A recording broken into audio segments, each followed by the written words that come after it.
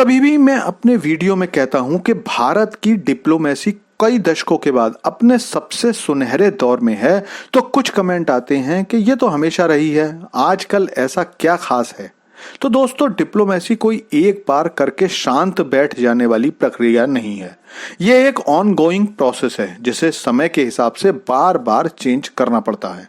जैसे कि आज के समय में जब पूरी दुनिया दो हिस्सों में बटी हुई है, जहां एक ओर अमेरिका और पश्चिमी देश हैं, वहीं दूसरी तरफ रूस, चीन, ईरान और दूसरे देश हैं। खास बात यह है कि केवल एक बार नाम बोलने पर ही आप बता दोगे कि कौन सा देश किस तरफ है या किस बड़े देश के साथ है।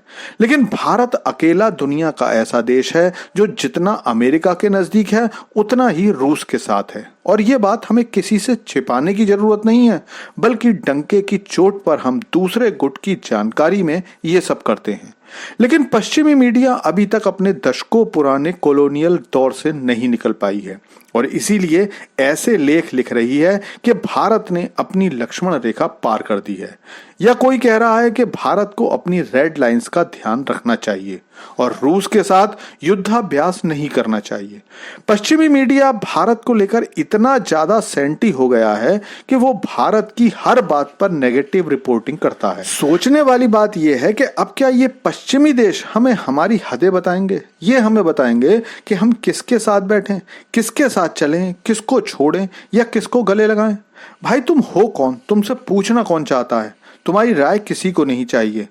चलिए छोड़िए, खैर ये सारी बात क्या है ये मैं आपको डिटेल से बताता हूं। दरअसल रूस, बेलारूस और उसके साथ और भी 20 देश एक युद्धाभ्यास कर रहे हैं जिसका नाम है ज़पैड 2025। इस युद्धाभ्यास में भारत भी गया है और भारत के कुल 65 सोल्जर्स हैं, जिनमें थल सेना, वायुसेना और नेवी सभी के सैनिकों को मिलाकर कुल 65 सैनिक हैं। लेकिन इन पश्चिमी देशों में भारत को लेकर ऐसा डर भर गया है कि बस किसी तरह से भारत को रूस से दूर रखो। उससे भी खास बात यह है कि इस युद्धाभ्यास में केवल भारत ही नहीं है, पाकिस्तान है, चीन है, यूएई है, ईरान है। लेकिन इन देशों के खिलाफ आप कभी इन देशों में नाराजगी नहीं देखोगे और इसकी खास वजह यह है कि आज की दुनिया में भारत की वैल्यू बहुत ज्यादा बढ़ी हुई है। पश्चिमी मीडिया जानती है कि अगर हेडलाइंस में भारत का नाम होगा तो पढ़ने वाला ज्यादा मिलेंगे।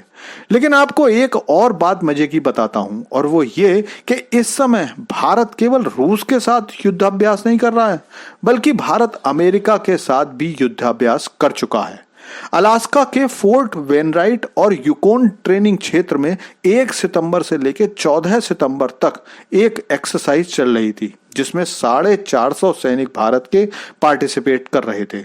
और इसीलिए मैंने कहा कि भारत का नाम लिखने से इन्हें व्यूअरशिप मिलती है, व्यूज मिलते हैं। अब अगर ऐसी हेडलाइंस पाकिस्तान या यूएई या ईरान या चीन के साथ लिखते तो कौन पढ़ता? इसीलिए मैंने शुरू में कहा कि भारत की डिप्लोमेसी का ये गोल्डन टाइम है। लेकिन अब मैं बताता हूं कि भारत रूस को एक साथ देखकर इनमें इतना फोबिया क्यों आता है। तो इसकी वजह है इस युद्धाभ्यास का नाम। दरअसल ये जो मिलिट्री एक्सरसाइज चल रही है इसका नाम है ज़पैड, जिसका मीनिंग होता है वेस्ट, और इसका ये नाम ही वेस्टर्न कंट्रीज को डरा रहा है। पश्चिमी यूरोप, खास तौर पर पश्चिमी यूरोप के जर्मनी, फ्रांस, इनके दिलों में रूस को लेकर इतना डर बैठा है कि इन्हें लगता है कि रूस किसी न किसी दिन इनकी सारी जमीन और सारी पॉपुलेशन पर कब्जा कर लेगा। आजकल वैसे भी पूरा वेस्ट किसी से लड़ाई कर पाने की स्थिति में नहीं है। अर्थव्यवस्थाएं गर्त में जा चुकी हैं। जीडीपी ग्रोथ 1% से लेकर 1.5% के बीच है और कुछ देशों की तो नेगेटिव में है। तो ये परेशान रहते हैं कि रूस और भारत अगर एक हो गए तो इन्हें कौन बचाएगा।